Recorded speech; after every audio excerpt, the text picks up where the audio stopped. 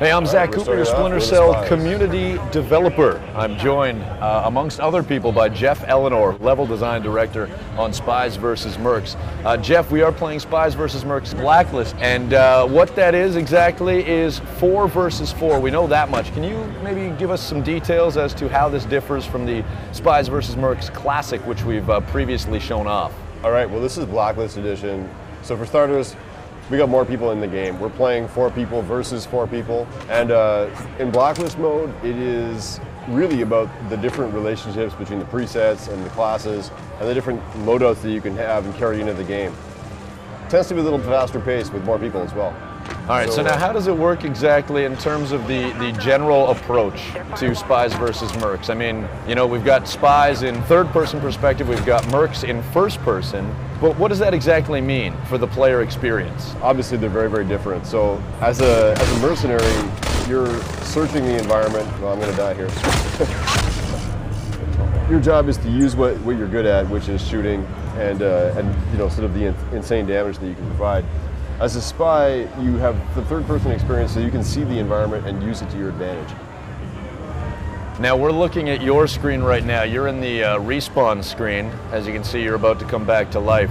I'm coming back in to try to keep my buddy, the hacker, alive, and yeah, and that would be me. Over. I just bit the dust. You failed me, Zach. So, what is your preset loadout? Who have you chosen, and what's that all about? Right now, I'm playing as the Predator, which means I have the ability to temporarily cloak and become invisible, which is useful because I want these guys to not see me as I move way over here.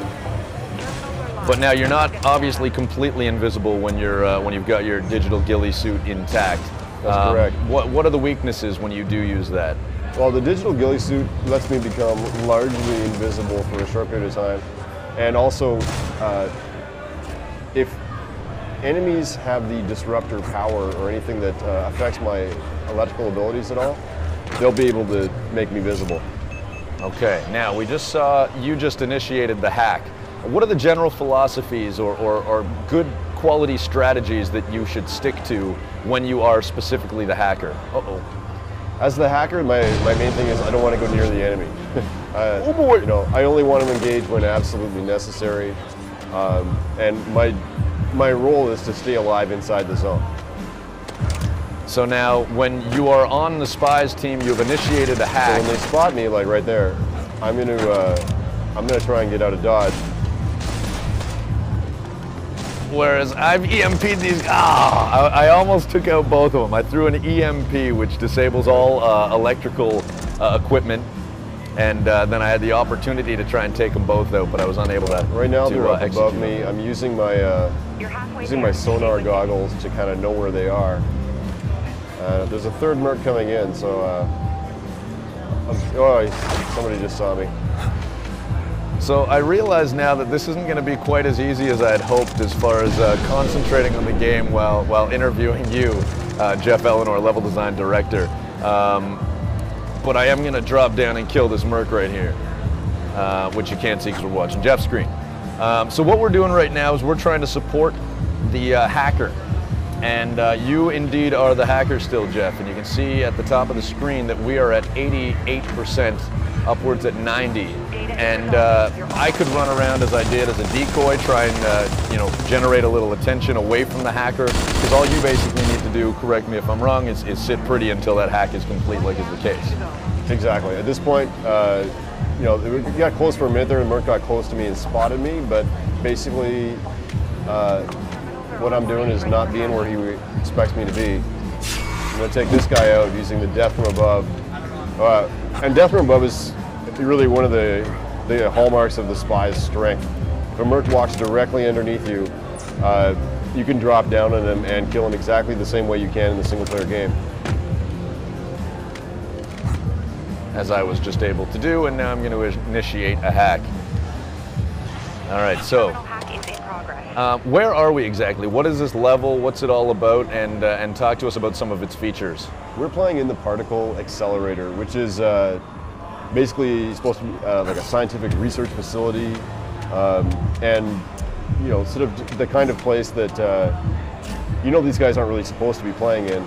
It's a really unique location, sort of modeled after and inspired by sort of scientific particle colliders that exist in the real world today.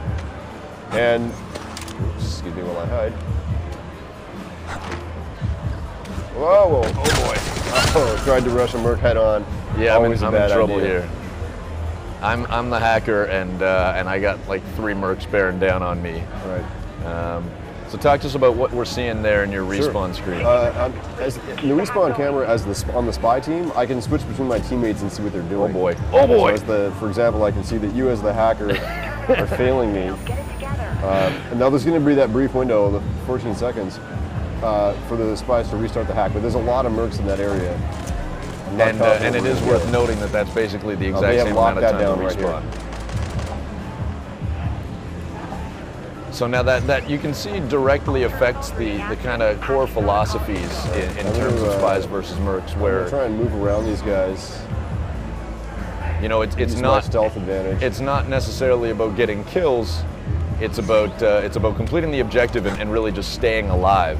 And you know, we're not doing that great. We've only got one terminal hacked. All right. So while I'm getting worked over in C, you can see you're moving towards the server room there. And I've got some Mercs coming up to me. Crap. So remember, you're the hacker. What you want to do is hide. And I want to get some support from my teammates, hopefully too. I'm working on it.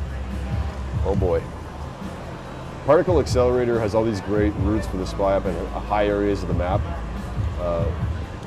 So the spies can really get around quickly and utilize their advantage, which is climbing and stealth, to be in unexpected places. I can see they might be close to you there. Okay. One of them's figured out where I am. Yeah, I'm seeing this with the silhouettes. Thankfully, you know, as the hacker, they're going away from my situation. I'm gonna tag these guys. I got taken out by a proxy mine. You're doing great. 30 seconds. You've got 30 seconds. They're bearing down. I'm running out of options.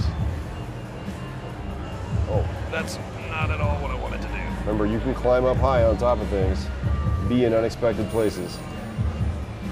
Okay. 10 seconds left. And we're at 75%. Now remember, the clock is going to get extended. Holding extraction until the hack resolves. Okay, I don't see where these Mercs are. Oh, there's one right behind me.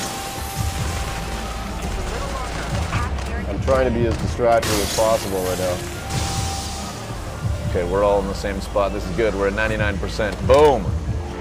That's round 1. All right, so we'll delve into how the gameplay changes in first-person perspective when we take on the role of the Mercs in part 2 of this Spies vs. Mercs Blacklist feature from San Diego Comic-Con.